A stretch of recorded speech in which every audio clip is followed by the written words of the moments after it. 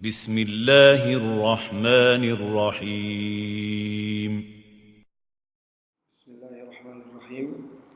السلام عليكم ورحمة الله وبركاته. الحمد لله على إحسانه والشكر له على توفيقه وامتنانه. أشهد أن لا إله إلا الله وحده لا شريك له، وأشهد أن محمدا عبده ورسوله الداعي إلى رضوانه، صلوات الله وسلامه عليه وعلى آله وصحبه ومن سار على نهجه واقتفى أثره إلى يوم الدين. قال الله تعالى في القرآن الكريم: لقد كان لكم في رسول الله أسوة حسنة لمن كان يرجو الله واليوم الآخر وذكر الله كثيرا. أما بعد. Alhamdulillah, segala puji bagi Allah Subhanahu wa taala yang telah menciptakan kita, yang telah memberikan nikmat kepada kita, yang telah memberikan kepada kita keimanan, yang telah menumbuhkan kepada kita ketakwaan. Bersyukur kita kepada Allah Subhanahu wa taala atas segala nikmat ini. Mudah-mudahan Allah Subhanahu wa taala senantiasa memberikan kepada kita kenikmatan tersebut. Karena apa? Karena kita bersyukur kepada Allah Subhanahu wa taala, niscaya Allah Subhanahu wa taala akan menambahkan nikmat tersebut. Salawat dan salam semoga selalu tersampaikan kepada keluarga beliau, kepada ahlul bait beliau, kepada sahabat-sahabat beliau radhiyallahu anhum ajmain. Salawat dan salam semoga sampai kepada Rasulullah sallallahu alaihi wasallam yang telah memberikan kepada kita, yang telah menunjukkan kepada kita kebaikan. Tidak ada satupun kebaikan kecuali sudah disampaikan oleh Rasulullah sallallahu alaihi wasallam, dan beliau adalah orang yang pertama kali mengerjakan kebaikan tersebut. Dan tidak ada satupun keburukan kecuali sudah dilarang oleh Rasulullah sallallahu alaihi wasallam, dan beliau adalah orang yang pertama meninggalkan keburukan-keburukan tersebut. Maka salawat dan salam kepada baginda Rasulullah sallallahu alaihi wasallam. Kaum muslimin dan muslimat jamaah salat maghrib yang semoga dirahmati oleh Allah Subhanahu wa taala, kita masih berbicara tentang nasyiatul lail, aktivitas Rasulullah sallallahu alaihi wasallam di malam hari. Dan kita telah jelaskan beberapa dari aktivitas Rasulullah sallallahu alaihi wasallam di malam hari, khususnya di pertengahan malam, sebagaimana amanat dari Allah Subhanahu wa taala, qumil laila illa qalila, bangunlah di malam hari walaupun sedikit. Rasul sallallahu alaihi wasallam bangun di malam hari. Ketika Rasul sallallahu alaihi wasallam terbangun di malam hari, maka Rasulullah sallallahu alaihi wasallam sebagaimana yang kita sampaikan pada pertemuan yang lalu, beliau bersiwak. Karena Rasulullah sallallahu alaihi wasallam tidak mau berzikir, Rasulullah sallallahu alaihi wasallam tidak mau berdoa kecuali mulutnya dalam keadaan yang bersih, dalam keadaan suci. Dan untuk mensucikan mulut ini dan untuk membersihkan mulut ini, maka beliau sallallahu alaihi wasallam menggunakan siwak. Rasulullah sallallahu alaihi wasallam bersabda, "As-siwaku matharatun lil fammi wa mardatun lirabbi." Bersiwak itu dapat membersihkan mulut, dan dapat memperoleh ridha dari Allah Subhanahu wa taala. Dengan kita bersiwak, kita akan mendapatkan ridha dari Allah Subhanahu wa taala, mendapatkan kasih sayang dari Allah Subhanahu wa taala.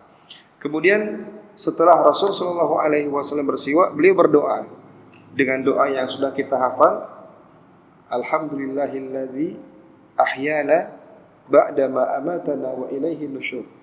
Kemudian Rasulullah sallallahu alaihi wasallam berwudu. Ya, Rasul sallallahu alaihi wasallam berwudu.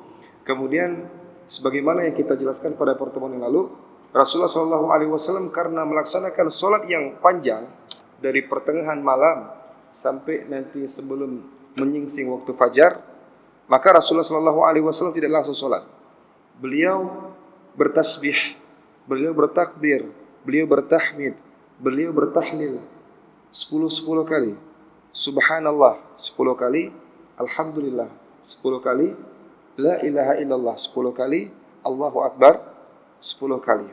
Terkadang Rasulullah sallallahu alaihi wasallam berzikir dengan zikir yang sudah digabung. Ya. Contohnya adalah subhanallahi wa bihamdihi. Subhanallahi wa bihamdihi. Subhanallahi wa bihamdihi. Dalam zikir ini sudah terkandung 2 zikir, yaitu tahmid, memuji Allah Subhanahu wa taala, dan tasbih, menyucikan Allah Subhanahu wa taala dari sifat-sifat yang buruk. Ya. Terkadang Rasulullah sallallahu alaihi wasallam berzikir subhanal malikil quddus, subhanal malikil quddus, subhanal malikil quddus. Ya, ini juga di antara bentuk zikir Rasulullah sallallahu alaihi wasallam sebelum beliau melaksanakan salat tahajud. Ya. Kemudian setelah itu Rasulullah sallallahu alaihi wasallam melaksanakan salat 2 rakaat yang ringan sebagai muqaddimah, sebagai permulaan sebelum Rasulullah sallallahu alaihi wasallam melaksanakan salat yang sangat panjang. Ini merupakan salah satu bentuk fikih Rasulullah sallallahu alaihi wasallam. Rasul, kalau misalnya beliau menjadi imam ketika salat berjamaah, beliau adalah orang yang paling memperhatikan kondisi dari makmum. Bahkan beliau bisa memperpendek bacaan beliau kalau beliau melihat ada hajah, ada keperluan. Ya. Makanya Rasulullah sallallahu alaihi wasallam memberikan anjuran kepada para imam, ya, khususnya imam yang mendengar ada suara tangisan anak bayi atau anak kecil, maka seorang imam disunahkan untuk memperpendek bacaannya. Ya. Jangan nanti ketika anak sudah menangis, ya, diselesaikanlah surat An-Nisa, diselesaikanlah surat Al-Baqarah. Ya. Yang ibunya galau, yang anaknya risau, jamaah yang lain menjadi kacau. Ya. Maka ketika mendengar suara anak kecil yang menangis, maka disunahkan bagi imam untuk memperpendek, jangan memperpanjang. Kemudian Rasulullah SAW juga melihat. Ya. Makanya Rasulullah SAW sebelum beliau sholat itu beliau melihat, oh kalau pesertanya anak muda, oh kita panjangkan. Tapi kalau misalnya ada satu orang tua yang dia itu tidak sanggup untuk berdiri lama, maka Rasulullah SAW memperpendek. Ya. Atau misalnya ada di antara jamaah yang sebelum sholat itu dia itu gelisah. Ya. Seperti ada keperluan. Mungkin keluarganya sakit, ya, mungkin ada datang tamu dan sebagainya, dia gelisah. Maka ketika Rasul melihat ada sahabat yang dia itu kira-kira mau cepat-cepat, maka beliau tidak memperpanjang bacaan beliau. Tapi kalau dalam keadaan seperti biasa, terkhusus di waktu sholat subuh, ya, yang ketika itu anak kecil biasanya tidak hadir. Kemudian kalau misalnya orang tua kadang-kadang hadir atau tidak hadir, ya, karena memang waktu subuh itu biasanya ada sebagian dari orang tua yang tidak bisa pergi ke masjid, atau misalnya tidak ada orang yang keperluan di waktu subuh, maka Rasul kadang-kadang memperpanjang bacaan beliau di waktu subuh, karena waktu itu waktu yang penuh berkah. Allah Subhanahu wa taala berfirman, "Inna Qur'anal fajri kana mashhuda." Dalam surah Al-Isra, Allah Subhanahu wa taala berfirman, "Inna Qur'anal fajri kana mashhuda." Sesungguhnya bacaan Al-Qur'an di waktu fajar disaksikan oleh malaikat-malaikat. Masya Allah. Jadi ketika seorang imam membaca Al-Qur'an di waktu fajar, membaca Al-Qur'an di waktu subuh, maka para malaikat menyaksikan. Ya. Dan ketika para malaikat menyaksikan, bukan hanya sekedar disaksikan, tetapi para malaikat itu berdoa kepada imam tersebut. Allahumma ighfir lahu, Allahumma salli alaihi, Allahumma barik lahu. Ya Allah, ampunilah dia. Ya Allah, berikanlah keberkahan kepada dia. Ya Allah, rahmatilah dia, dan sebagainya. Maka sungguh berbahagialah bagi orang-orang atau bagi imam-imam yang membaca Al-Quran, mendengarkan bacaan Al-Qurannya kepada makmum di waktu subuh. Atau orang-orang yang menyempatkan membaca Al-Quran setelah melaksanakan sholat subuh. Karena bacaan Al-Quran di waktu sholat subuh itu disaksikan oleh malaikat. Kita sekarang ini berada di zaman manusia itu ingin terkenal, ya. Atau dalam bahasa anak muda itu sering dikatakan viral atau viral, ya, ingin viral. Bagaimana cara viral? Nah, cara viral itu sekarang ini orang berbuat hal-hal yang bodoh. Ya. Pernah kita dengar kabar ada orang makan mangga dengan kulit-kulitnya. Untuk apa? Supaya viral. Ada orang yang dia itu misalnya makan cabai 1 piring, ya. Untuk apa? Supaya dikatakan viral. Ada orang yang berjoget, ada orang yang bergoyang, ya. Ada orang yang rela berbuat hal-hal yang konyol. Untuk apa? Supaya menjadi orang yang viral, menjadi orang yang terkenal. Tapi terkenal bukan dengan kecerdasannya, tapi terkenal dengan kekonyolannya. Ya. Kenapa? Supaya dilihat. Nanti baru dilihat. Ya. Yang viewers atau followers yang menyaksikan saya sekitar 1 juta. 1 juta senang sekali. 1 juta yang melihat senang sekali. 2 juta yang melihat, 3 juta yang melihat, senang sekali. Ya, ada istilahnya trending topic. Ya, sehingga menjadi berita yang terkenal dan sebagainya. Nah, tapi yang melihat itu, ya, kalau misalnya ada yang melihat misalnya sekitar 1 juta, 2 juta, 3 juta, atau yang paling banyak misalnya ada sekitar 30 juta, 40 juta, 50 juta, 100 juta. Dan 100 juta itu angka yang sangat luar biasa. Dan sangat jarang sekali atau bahkan tidak ada, ya, seorang YouTubers atau seorang yang terkenal itu sampai sekian juta. Tapi para malaikat yang menyaksikan kita, ya, ketika kita membaca Al-Qur'an di waktu subuh, ya, setelah melaksanakan sholat subuh kita membaca Al-Qur'an. Kita membaca Al-Qur'an, kita baca surat-surat yang ringan, kita baca surat Ar-Rahman, kita baca surat Al-Waqi'ah, kita baca surat Al-Mulk, kita baca surat-surat yang ringan, kita membaca Al-Quran dengan hati yang ikhlas, yakinlah bahwa malaikat menyaksikan kita. Dan jumlah malaikat itu, wa ma ya'lamu junuda rabbika illahu. Tidak ada yang mengetahui jumlah malaikat kecuali Allah Subhanahu wa taala. Ya, tidak ada yang mengetahui jumlah malaikat kecuali Allah Subhanahu wa taala. Cukuplah kita melihat sebagaimana yang disabdakan oleh Rasulullah sallallahu alaihi wasallam. Di langit itu ada Ka'bahnya malaikat.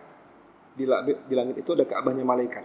Kalau di bumi, untuk di manusia dan jin, ada Ka'bah yang letaknya di Mekah. Yang dikabarkan oleh Rasulullah SAW, ketika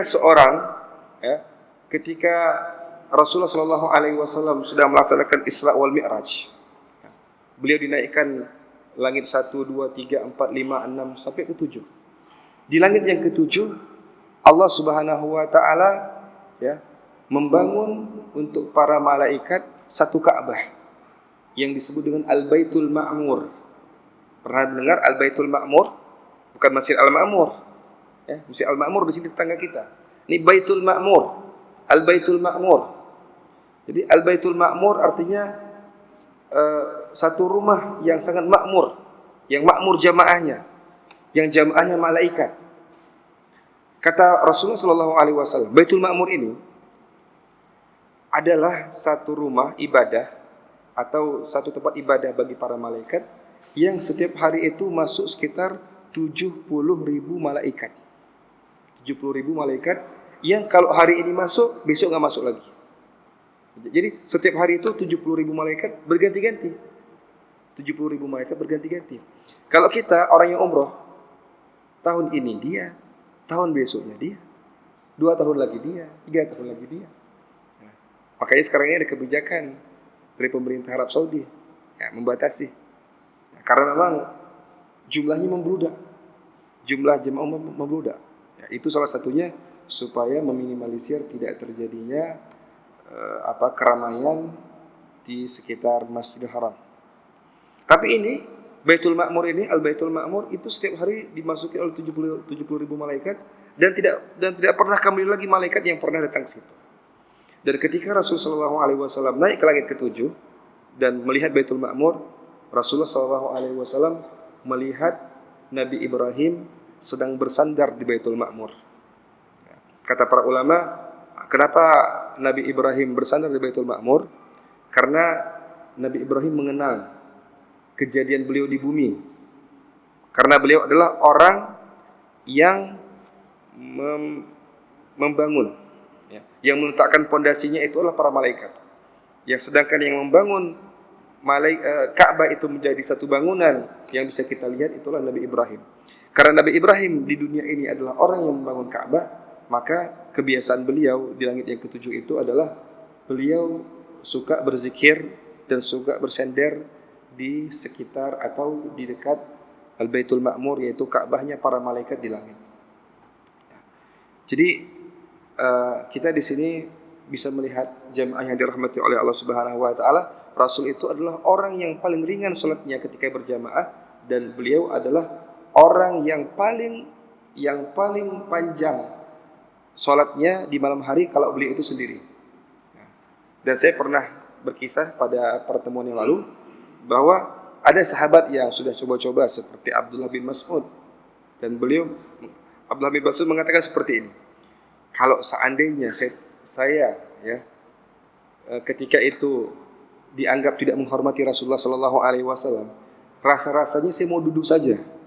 Ya, saking beratnya, kata Abdullah bin Mas'ud, rasa-rasanya saya itu mau duduk sajalah, nggak sanggup lagi saya. Tapi karena menghormati Rasulullah Sallallahu Alaihi Wasallam, nggak mungkin Rasul berdiri, saya duduk. Begitu juga Huzaifah ibnul Yaman mencoba untuk sholat malam bersama Rasulullah Sallallahu Alaihi Wasallam, dan beliau akhirnya menyerah karena memang sholat malam Rasul Sallallahu Alaihi Wasallam dari pertengahan malam sampai menjelang terbit fajar. Itulah sifat Rasul Sallallahu Alaihi Wasallam di malam hari. Ya, jadi beliau bertasbih. Setelah bertasbih beliau sholat ringan 2 rakaat. Setelah itu Rasul Sallallahu Alaihi Wasallam sholat malam panjang yang tidak bisa diikuti oleh para sahabat-sahabat beliau. Dan ini sesuai dengan sabda Rasulullah Sallallahu Alaihi Wasallam. Apa sabda Rasulullah Sallallahu Alaihi Wasallam? Yang sebagaimana yang diriwayatkan oleh Imam Ahmad, beliau Sallallahu Alaihi Wasallam bersabda, Inna atqakum wa a'lamakum billahi la ana. Kata Rasulullah Sallallahu Alaihi Wasallam, sesungguhnya orang yang paling bertakwa dan orang yang paling faham, yang paling mengetahui tentang Allah Subhanahu wa taala adalah aku. Ya. Artinya apa? Artinya kita tidak bisa mengikuti bagaimana derajatnya Rasulullah Sallallahu Alaihi Wasallam. Derajat Rasulullah Sallallahu Alaihi Wasallam derajat yang tertinggi. Ya. Tapi kata Rasulullah Sallallahu Alaihi Wasallam, memang kalian tidak bisa mencapai derajatku. Tidak ada salah satu dari sahabat, tidak ada salah satu dari umat Rasulullah Sallallahu Alaihi Wasallam yang bisa mencapai derajat Rasulullah Sallallahu Alaihi Wasallam. Akan tetapi kata Rasulullah Sallallahu Alaihi Wasallam, saddidu wa qaribu. Saddidu wa qaribu artinya, ya kalau misalnya tidak bisa mencapai 100%, ya berusahalah untuk mencapai 60%, mencapai 70%, mencapai 80%. Ya, karena apa? Karena tidak ada salah seorang dari kita yang bisa mencapai derajatnya Rasulullah Sallallahu Alaihi Wasallam.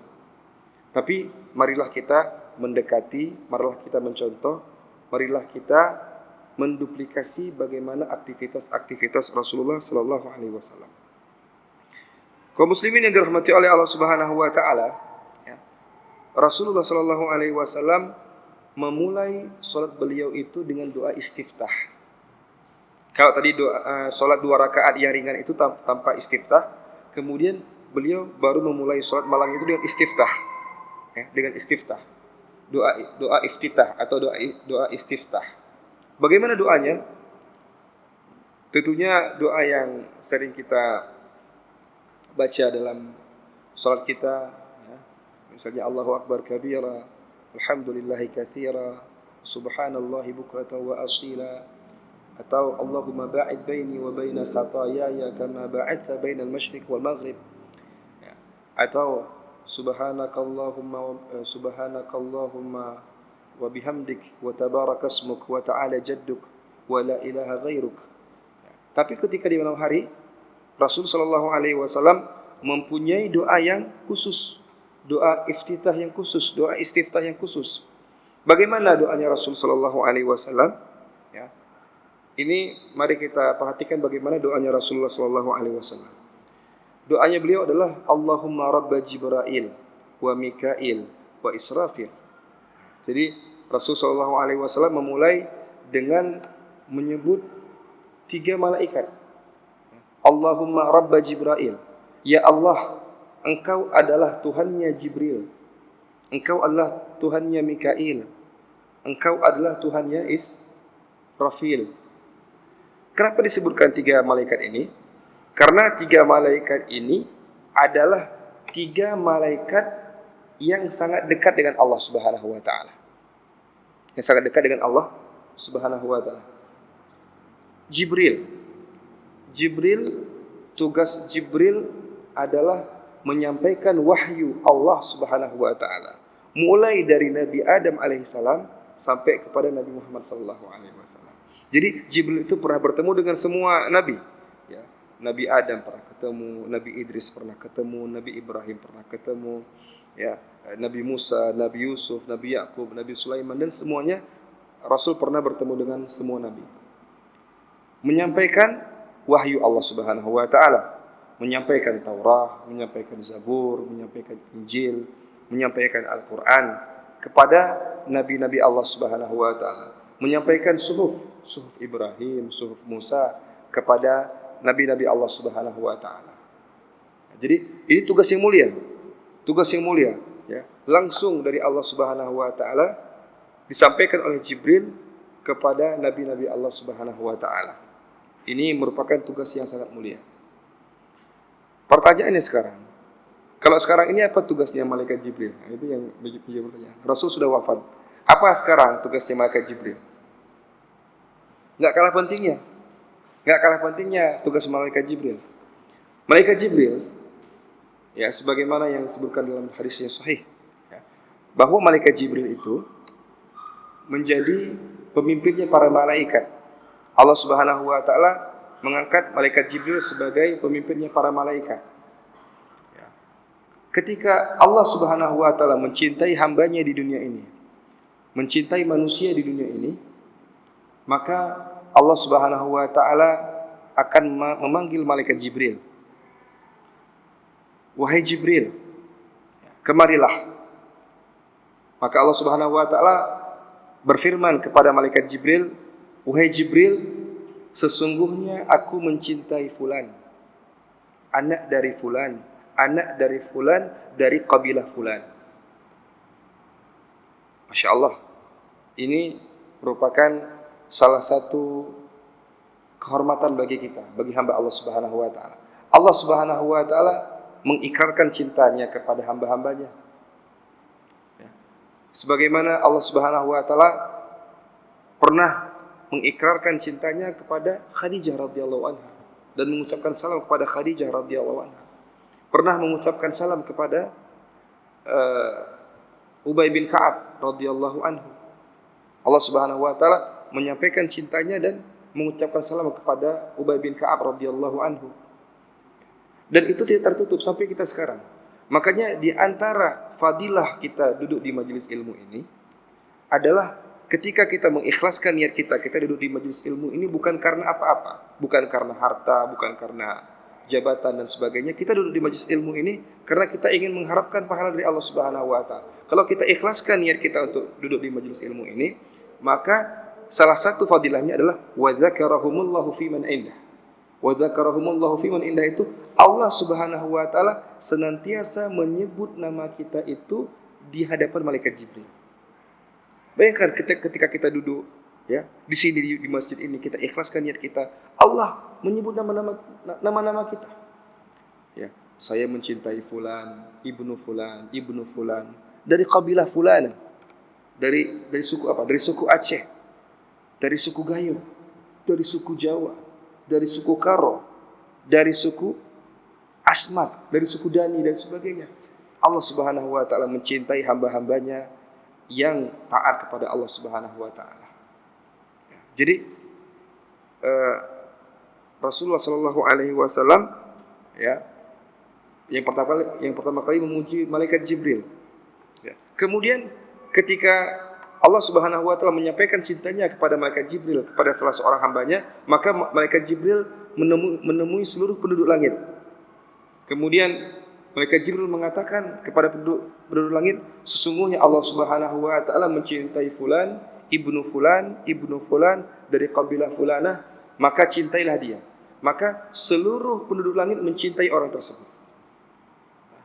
Kemudian di antara malaikat yang bertugas nanti di bumi, ya, dari langit mereka turun ke bumi, kemudian di bumi para malaikat mengabarkan kepada orang-orang yang beriman di kalangan manusia dan di kalangan jin, sesungguhnya Allah Subhanahu wa taala mencintai fulan, ibnu fulan dari kabilah fulana, maka cintailah dia. Makanya terkadang kita melihat, kita tidak pernah melihat dia, kita tidak pernah mungkin bertemu dengan dia, kita tidak pernah mungkin makan-makan dengan dia dan sebagainya, tapi kita mencintai sebagian dari orang-orang yang beriman. Contohnya adalah tidak ada satupun orang yang beriman yang tidak mencintai Rasulullah SAW. Dan tidak ada satupun salah seorang di antara kita yang beriman kepada Allah Subhanahu wa taala yang tidak mencintai para sahabat. Kita semua mencintai sahabat. Padahal kita tidak pernah jumpa dengan sahabat, tidak pernah kenalan dengan sahabat, tidak pernah bersalaman dengan sahabat, tidak pernah berkomunikasi dengan para sahabat, tapi kita mencintai sahabat. Kenapa? Karena mereka adalah orang-orang yang dicintai oleh Allah Subhanahu wa taala. Kalau kita misalnya di Indonesia ini, misalnya ketika disebut Al-Imam An-Nawawi, ketika disebut Al-Imam Syafi'i, kita tidak pernah bertemu dengan Imam Syafi'i. Siapa di antara kita yang pernah melihat Imam Syafi'i? Siapa yang pernah berkomunikasi dengan Imam Syafi'i? Siapa yang pernah berjalan-jalan dengan Imam Syafi'i? Yang pernah berdiskusi dengan Imam Syafi'i? Tidak pernah. Tapi kita mencintai Imam Syafi'i. Kenapa? Karena Imam Syafi'i adalah orang yang mudah-mudahan beliau itu orang yang ikhlas, orang yang tinggi keimanan kepada Allah Subhanahu wa taala, yang kemungkinan namanya sudah disebut oleh Allah Subhanahu wa taala, dan Allah Subhanahu wa taala sudah mengikrarkan cintanya kepada Imam Asy-Syafi'i. Begitu juga dengan Imam Al-Maliki, begitu juga dengan Imam Abu Hanifah, begitu juga dengan Imam Ahmad bin Hanbal, Imam Bukhari, Imam Muslim, Imam At-Tirmidzi, Imam Ibnu Majah. Kita semua mencintai mereka. Kenapa? Karena mereka adalah orang yang ikhlas insyaallah, dan mereka adalah orang-orang yang menyebarkan ilmu-ilmu Allah Subhanahu wa taala di muka bumi ini. Ya. Jadi yang pertama kali Rasul sallallahu alaihi wasallam menyebut dalam doa istiftahnya itu adalah Allahumma rabba Jibril. Wahai Tuhannya Jibril, wa Mikail, dan malaikat Mikail. Apa tugas malaikat Mikail? Ya, apa tugas malaikat Mikail? Tugas malaikat Mikail adalah menurunkan rahmat, menurunkan hujan, menurunkan rezeki dari Allah Subhanahu wa taala. Ini juga tugas yang mulia. Karena apa? Karena hujan itu yang menciptakan Allah Subhanahu wa taala. Yang menciptakan hujan Allah Subhanahu wa taala, tapi yang ditugaskan untuk menurunkan hujan itu adalah malaikat Mikail. Ini merupakan salah satu kehormatan bagi malaikat Mikail. Ya. Yang Allah Subhanahu wa taala perintahkan, turunkan hujan di Banda Aceh, maka turun hujan di Banda Aceh. Turunkan hujan di Jakarta, turunkan hujan di Medan. Itu adalah tugasnya malaikat Mikail. Ya. Kemudian Israfil. Ya. Malaikat Israfil ini tugasnya itu sepanjang hidupnya, sepanjang hayatnya, malaikat Israfil itu tugasnya cuma satu saja. Satu saja. Dan dilaksanakan 2 kali. Tugasnya 1 dan dilaksanakan 2 kali. Tugasnya 1, yaitu meniup sangkakala. Padahal sampai sekarang malaikat Israfil nggak tahu kapan terjadi hari kiamat. Tidak ada satupun, baik Rasul, baik Nabi, baik malaikat Jibril, baik malaikat Mikail, baik malaikat Israfil, tidak ada satupun yang mengetahui tentang kapan terjadinya hari kiamat secara pasti kecuali Allah Subhanahu wa taala. Tapi tugasnya sudah siap-siap meniup sangkakala. Yang malaikat Israfil ditugaskan untuk meniup 2 kali sangkakala. Yang pertama, tiupan yang pertama, maka hancurlah seluruh dunia. Bukan hanya dunia, hancurlah seluruh alam semesta. Alam semesta ini hancur semuanya dengan tiupan yang pertama.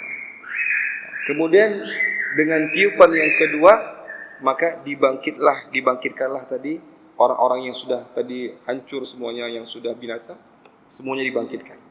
Ya.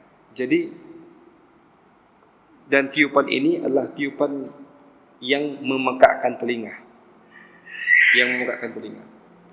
Dan tidak ada satupun orang yang beriman yang menyaksikan terjadinya hari kiamat. Jadi sebelum terjadi hari kiamat, seluruh orang yang beriman semuanya sudah diwafatkan oleh Allah Subhanahu wa taala. Makanya Rasul sallallahu alaihi wasallam menyebutkan bahwa orang yang hidup di akhir zaman, orang yang menyaksikan terjadinya hari kiamat, mereka adalah syirarul khalqi. Mereka adalah seburuk-buruk makhluk. Seburuk-buruk makhluk. Kita melihat sekarang ini semakin mendekati hari kiamat, kita melihat ada saja fenomena-fenomena yang tidak menggambarkan dia sebagai seorang yang beriman. Misalnya apa? Misalnya ada seorang ayah yang tega membunuh anaknya, yang anaknya membunuh ayahnya. Seorang anak, ya kita banyak mendengar, seorang anak membunuh ibunya gara-gara ibunya itu tidak memberikan kepadanya handphone misalnya, atau tidak memberikan uang dan sebagainya. Na'udzubillah. Atau misalnya kita melihat fenomena laki-laki menyukai laki-laki, perempuan menyukai perempuan, menikah antara laki-laki dan perempuan dan sebagainya.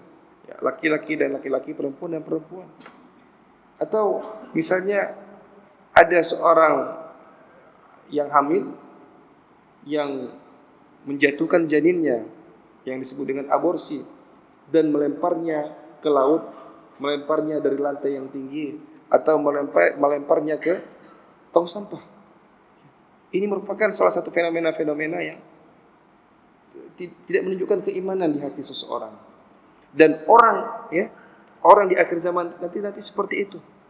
Kita melihat misalnya orang yang berzina, terang-terangan berzina. Ya, bahkan disebarkan video-video perzinaan. Tapi nanti di akhir zaman itu ada yang lebih bahaya lagi. Orang yang berzina itu di jalanan. Di akhir zaman itu orang yang berzina di jalanan. Ya. Dan orang yang paling baik di antara mereka adalah ketika seorang berjalan, dia bilang jangan berzina di jalan. Kalau kamu berzina, menepi sikit di bangunan. Itu orang yang paling baik di antara mereka. Cuma suruh menepikan saja, menepi, jangan di jalan. Tapi kalau mau berzina di tepi bangunan dan sebagainya. Seburuk-buruknya makhluk, ya, seburuk-buruknya makhluk. Maka Rasulullah Shallallahu Alaihi Wasallam menyampaikan ada 3 malaikat untuk menunjukkan bahwa kita harus beriman kepada malaikat-malaikat Allah Subhanahu Wa Taala yang diwakili oleh 3 malaikat, yaitu malaikat Jibril, kemudian malaikat Mikail, dan malaikat Israfil. Kemudian lanjutan dari doa istiftah adalah Fatiras samawati wal ard. Fatiras samawati wal ard. Yang Allah Subhanahu wa taala fatir. Fatir itu artinya Khaliq, yang menciptakan as-samawat, langit-langit, wal ard, dan bumi. Fatiras samawati wal ard. Ini menunjukkan bahwa yang bisa membangun, yang bisa menciptakan dunia ini adalah Allah Subhanahu wa taala. Kita adalah makhluk yang lemah. Ini menunjukkan bahwa kita adalah makhluk yang lemah. Allahul Qawiyul Aziz. Allah Subhanahu wa taala yang maha kuat. Allah Subhanahu wa taala yang maha perkasa. Sedangkan kita adalah orang yang dhaif. Antumul fuqara'u ila Allah. Kalian adalah orang-orang yang fakir kepada Allah Subhanahu wa taala. Allahul Ghani wa antumul fuqara'. Allah zat yang maha kaya, sedangkan kalian adalah orang-orang yang lemah, adalah orang-orang yang fakir. Jadi ini menunjukkan tentang kebesaran Allah Subhanahu wa taala. Fatiras samawati wal ardh. Alimul ghaibi wasyahadah. Alim yang maha mengetahui al-ghaib, sesuatu yang ghaib, wasyahadah, dan sesuatu yang nampak. Jadi ilmu Allah Subhanahu wa taala tidak terbatas kepada hal-hal yang nampak saja. Tapi Allah Subhanahu wa taala mengetahui segala hal yang ghaib. Wa ma tasqutu min waraqatin illa ya'lamuha wala habatin fi dhulumatil ard wala ardin wala ratbin wala yabisin illa fi kitabim mubin. Tidak ada satu helai daun pun yang jatuh kecuali atas ilmu Allah Subhanahu wa taala. Satu daun, ya. Kita jangankan satu daun yang kalau kita melihat misalnya ada pohon di situ yang jatuh, daun yang jatuh, itu kita disuruh hitung, nggak bisa kita hitung. Misalnya ada pohon seri, ada pohon pisang, ada pohon Disuruh kita untuk menghitung, kita nggak bisa. Tapi setiap helaian daun yang jatuh, itu Allah Subhanahu wa taala tahu kapan jatuhnya, di jam berapa, di detik berapa, Allah tahu. Saking detailnya ilmu Allah Subhanahu wa taala. Dan tidak ada satupun biji yang tertanam di bumi kecuali Allah Subhanahu wa taala mengetahui di mana letaknya. Kita coba misalnya kita disuruh untuk mencari biji, tidak bisa kita cari biji. Tapi Allah tahu di mana biji, walaupun di kedalaman sekian meter, Allah Subhanahu wa taala mengetahui di mana biji tersebut. Itulah detailnya ilmu Allah Subhanahu wa taala. Tidak ada tanah yang basah dan tidak ada tanah yang kering kecuali Allah Subhanahu wa taala mengetahui semuanya. Alimul ghaibi wa syahadah. Ini menunjukkan apa? Seharusnya kita sebagai orang yang beriman kepada Allah Subhanahu wa taala harus muraqabatullah. Apa arti muraqabatullah? Kita merasa bahwa hidup kita diawasi oleh Allah Subhanahu wa taala. Kita merasakan bahwa Allah Subhanahu wa taala memperhatikan gerak-gerik tubuh kita. Ya. Kenapa? Kalau kita melihat sekarang, ya, di ruang ujian tidak ada pengawas, kosong. Apa yang terjadi? Di ruang ujian tidak ada pengawas. Apa yang terjadi? Kita melihat misalnya dalam masyarakat kita itu, ketika ujian tidak ada pengawas, maka orang itu bisa nyontek. Kenapa? Karena dia tidak merasa diperhatikan. Tapi ketika orang yang lagi ujian, kemudian pengawasnya ada dua, ya. Pengawasnya itu dari jam pertama sampai jam terakhir gini, ya. Ini lihat. Itu dipastikan tidak ada satupun orang yang nyontek. Apalagi pengawasnya itu modelnya kejam, ya. Ya. Padahal dia cuma garuk-garuk aja gini, garuk-garuk leher gini. Kamu garuk-garuk leher. Kenapa kamu garuk-garuk leher? Jangan-jangan di situ ada contekan. Enggak, Pak, sini. Ya. Padahal di sini mungkin ada bekas tinta kita, mungkin kita belajar ada bekas tinta sini. Oh, ini dia rupanya ya, dirobek. Keluar kamu, enggak ada nilai. Takutnya kita luar biasa. Atau misalnya tidak ada pengawas, tapi dilengkapi CCTV. Ya, satu ruangan itu dilengkapi oleh 30 CCTV. Ya, sudut sana, bawah, atas, tengah dan sebagainya dilengkapi dengan CCTV. Kita juga takut. Ya. Bagaimana? Ya, walillahil matsalul a'la. Dan bagi Allah Subhanahu wa taala permisalan yang sangat tinggi. Laisa kamitslihi syai'. Allah tidak sama dengan yang lainnya. Allah Subhanahu wa taala tidak sama dengan makhluknya. Tapi penglihatan Allah Subhanahu wa taala, pengawasan Allah Subhanahu wa taala sangat detail. Dan semuanya sudah tercatat dalam kitab. Jadi apa yang kita lakukan dari umur kita 1 sampai berapa tahun? Sampai 60 tahun, sampai 63 tahun, sampai 80 tahun, sampai 100 tahun, sampai 1000 tahun. Semua gerak-gerik kita itu sudah dicatat oleh Allah Subhanahu wa taala. Masya Allah. Sudah dicatat oleh Allah Subhanahu wa taala. Kapan kita melihatnya nanti? Di hari kiamat. Makanya hati-hati. Allah Subhanahu wa taala tidak lalai. Allah Subhanahu wa taala mencatat.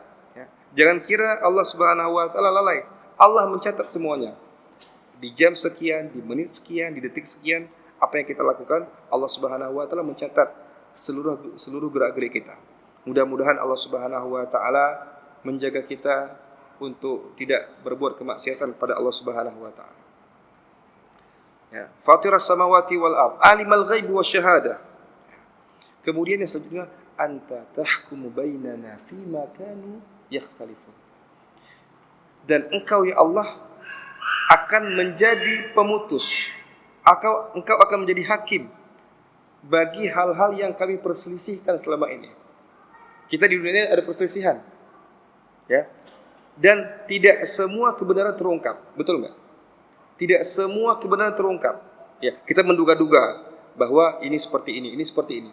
Tapi nanti ketika di hari kiamat, semua kasus, semua hal yang ditutupi di dunia ini, itu semuanya akan terang benderang. Anta tahkumu bainana fima kanu fi yakhtalifun. Ihdina lima ikhtulifa fihi minal haqqi bi'idznik. Maka berikanlah kepada kami hidayah ya Allah. Berikanlah kepada kami petunjuk dari hal-hal yang diperselisihkan itu. Jadi terjadi perselisihan. Terjadi berbagai macam hal, problem yang ada di dunia ini. kita meminta kepada Allah hidayah. Ihdina limakhtulifa fihi minal haqqi biiznik. Kami meminta hidayah ya Allah. Innaka tahdi man tasha'u ila siratin mustaqim. Sesungguhnya Engkau adalah zat yang memberikan petunjuk kepada hal-hal yang kami perselisihkan.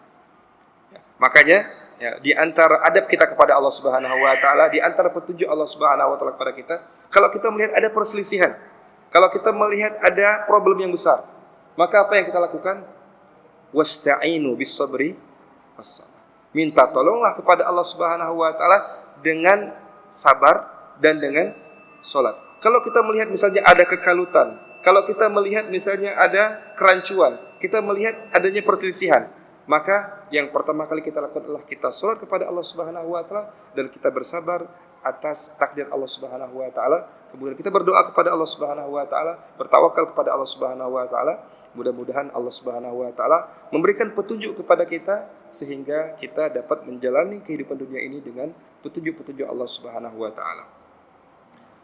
Kaum muslimin yang dirahmati Allah Subhanahu wa taala, insyaallah akan kita lanjutkan kajian ini pada pertemuan yang akan datang. Mudah-mudahan kita selalu dalam keberkahan dan rahmat dari Allah Subhanahu wa taala. Kita tutup dengan doa kafaratul majlis. Subhanakallahumma wa bihamdika asyhadu an la ilaha illa anta astaghfiruka wa atubu ilaik. Assalamualaikum warahmatullahi wabarakatuh.